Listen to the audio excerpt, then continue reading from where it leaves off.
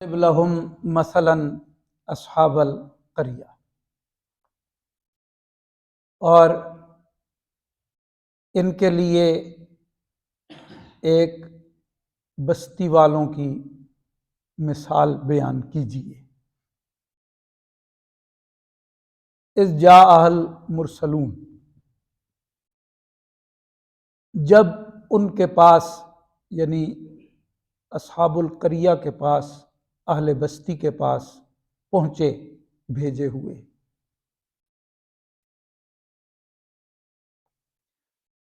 اذ ارسلنا الیہم اثنین، وہ وقت قابل ذکر ہے کہ جب ہم نے ان کی طرف بھیجے تھے دو۔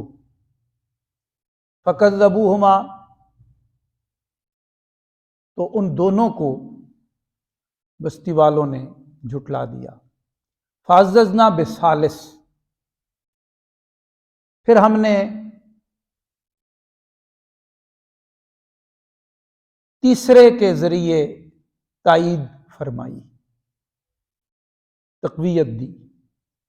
فقالوا انا الیکم مرسلون، تو انہوں نے کہا کہ ہم تمہاری طرف بھیجے ہوئے ہیں۔ سورہ یاسین شریف کا آغاز ہم نے گزشتہ سبقوں میں کیا، اور اس سے پہلے میں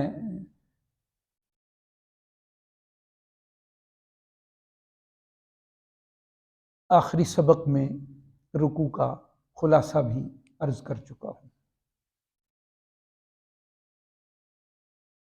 دوسرے رکوع کا آغاز ہے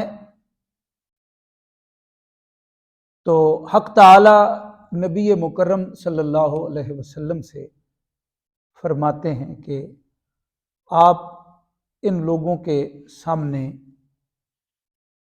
ایک بستی والوں کی مثال بیان فرما دیں۔ تو یہ جو لوگ ہیں جن کے سامنے مثال بیان کرنے کا اللہ رب العالمین ذکر فرما رہے ہیں، یہ کون ہیں؟ اہل مکہ، یعنی مکہ کے مشرکوں کے سامنے بالخصوص آپ ایک بستی والوں کی مثال بیان فرمائیں۔ ایک بات آ گئی مثال کی،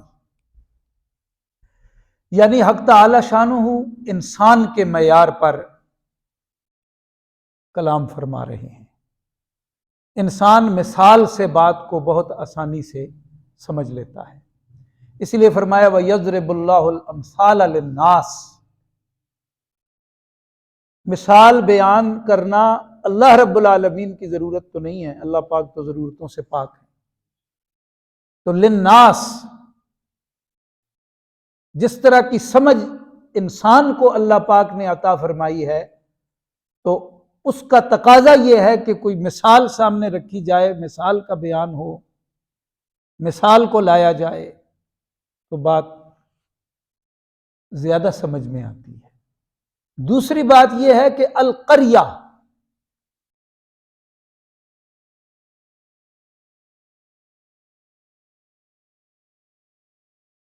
بستی کا نام نہیں لیا اللہ پاک نے، بستی والوں کی بات کی گئی ہے، بستی کا نام نہیں لیا۔ اس سے یہ مفسرین کرام فرماتے ہیں کہ اسلوب قرآن واضح ہوتا ہے کہ نام سے کوئی کام نہیں ہے، اصل جو ہے وہ کام ہے، تو بات ہوگی کام کی۔ اللہ رب العالمین کے لیے تو کوئی مسئلہ نہیں تھا کہ القریہ کے ساتھ آگے انطاکیہ بھی لگا دیا ہوتا، جیسا کہ مفسرین کا اکثر کا خیال یہ ہے کہ اسی بستی کا ذکر ہو رہا ہے، شہر انطاکیہ کا، لیکن پھر کہتے ہیں واللہ عالم، اللہ پاک ہی خوب جانتے ہیں کہ بستی کون سی۔ تو ایسا کیوں ہے؟ فرمایا یہ ضروری نہیں ہے کہ ان مباحث میں الجھ جائیں، اس سے فائدہ نہیں ہوگا، اصلاح نہیں ہوگی، تربیت نہیں ہوگی۔ جیسے معترض نے اعتراض کیا کہ آدم علیہ السلام کا حضرت حوا سے نکاح کس نے پڑھایا تھا؟ اب یہ الجھاؤ ہے کہ حدیث پاک میں آیا ہے 1,24,000 کم و بیش انبیاء کرام آئے ہیں، ان میں سے 313 رسول آئے ہیں، تو ان کے نام کیا ہیں؟ پھر میں اس سے تمہیں کیا فائدہ ہو؟ چند ایک کے نام لے کے ان ہستیوں کا تعارف بھی عطا کر دیا، لیکن نام نہیں لیے، کام کی بات آ گئی۔ اب اگر ایک پارہ یا 2 پارے صرف ناموں پہ ہوتے تو اس کا کیا فائدہ ہوتا قرآن شریف کے طالب علم کو؟ لیکن جو کام کی بات ہے وہ ساری بیان ہو گئی۔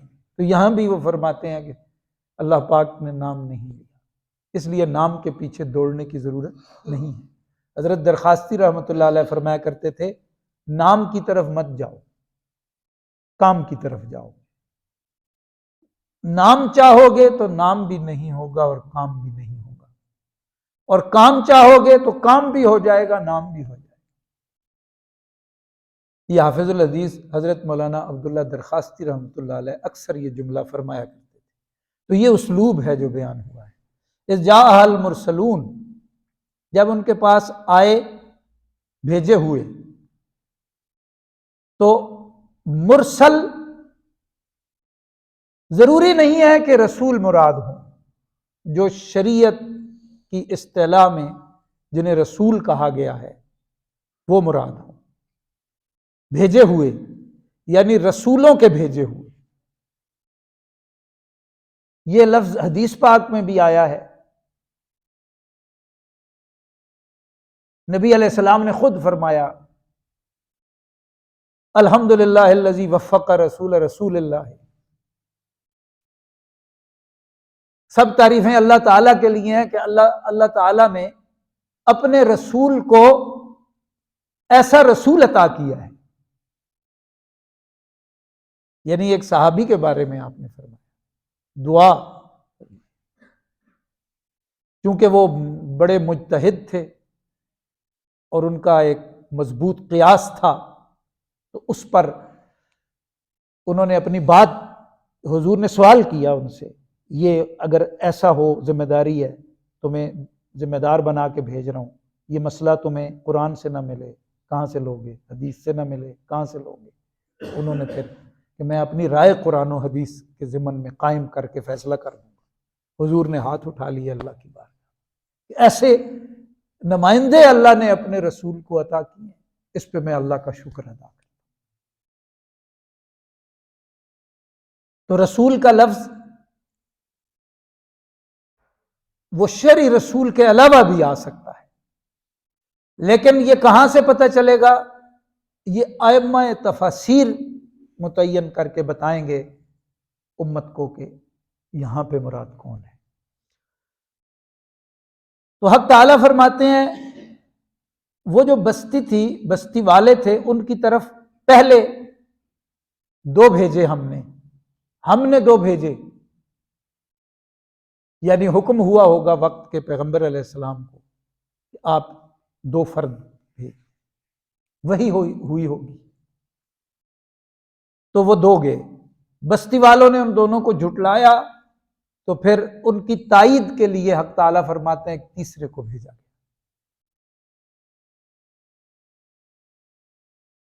اس سے یہ بات سمجھیں کہ امور کے لیے اکیلے جانا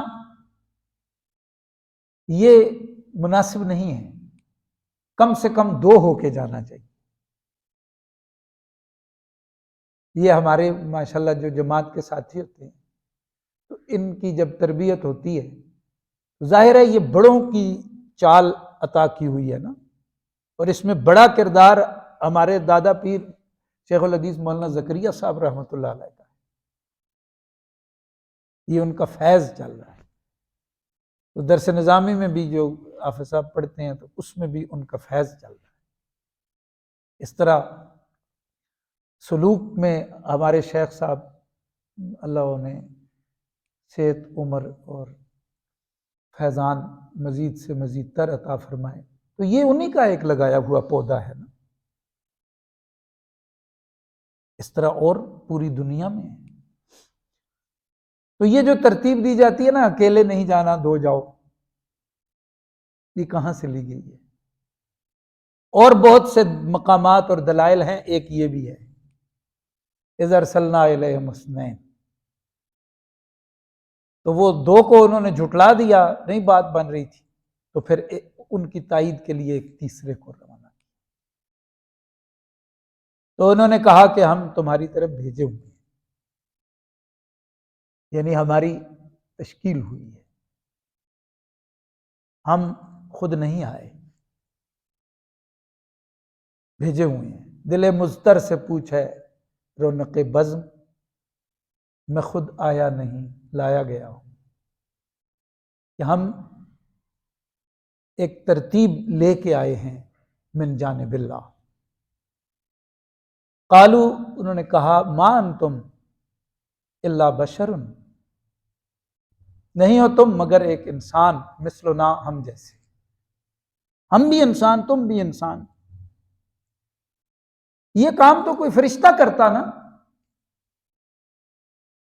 یا کوئی بہت منہ پھٹ ہوتا تھا تو کہتا تھا کیوں اللہ پاک ہم سے بات نہیں کر سکتے؟ پاکستان کو اس وقت دہریت کے نشانے پہ لیا ہوا ہے، ہمارے اکابرین نے اس بات کی تلقین فرمائی ہے۔ باقی دنیا میں جتنے دہریت ہے حدیث، وہ پلٹ رہے ہیں، کہہ رہے ہیں یہ عجیب بات ہے کہ ہم یہ مان لیں کہ کوئی خدا ہے ہی نہیں، اللہ ہے ہی نہیں، کائنات خود بخود بن گئی، اس کا نظام خود بخود چل رہا ہے، یعنی جو اس میں سرگرم تھے وہ تائب ہو رہے ہیں، پلٹ رہے ہیں۔ لیکن پاکستان کی طرف اب اس کو پھر گرمایا جا رہا ہے کہ جتنی نوجوان نسل ہے اعلیٰ تعلیم میں چل رہی ہے، ان سے کہو کچھ بھی نہیں ہے، یہ من گھڑت باتیں ہیں، نہ کوئی اللہ ہے نہ کوئی آخرت ہے، کچھ بھی نہیں، کوئی رسول نہیں آئے، کچھ نہیں۔ ان کا ایک علاج میں نے گزشتہ سبق میں بتایا تھا، وہ یاد رکھنا ہے۔ تم تو ہم جیسے ہو، اور اب وہ بھی یہ کہہ رہے ہیں نا کہ کس اللہ کی بات کرتے ہو، کسی نے اللہ کو دیکھا ہے؟ اس پہ دلائل انشاءاللہ میں کچھ نہ کچھ دوں گا۔ ہماری درس میں بھی چال اپنے بڑوں کی ترتیب پہ جڑی ہوتی ہے، ہمیں کچھ ہدایات ملتی رہتی ہیں، ہم اس رخ کو پھر زیادہ لیتے ہیں کہ اس کا مقصد ضرورت ہے، جو ضرورت ہوگی اس کا زیادہ تذکرہ ہوگا۔ تو منہ پھاڑ کے کہہ دیتے تھے کہاں ہے اللہ، دکھاؤ نا، جیسے موسیٰ علیہ السلام سے بنی اسرائیل نے کہا تھا جب تک ہم اللہ کو سامنے نہیں دیکھ لیتے نہیں مانتے، حتی نر اللہ جہرا، جب تک روبرو سامنے نہیں دیکھتے۔ انہوں نے کہا تم میں کون سی خاص بات ہے، کون سا سونا تم پہ لگا ہوا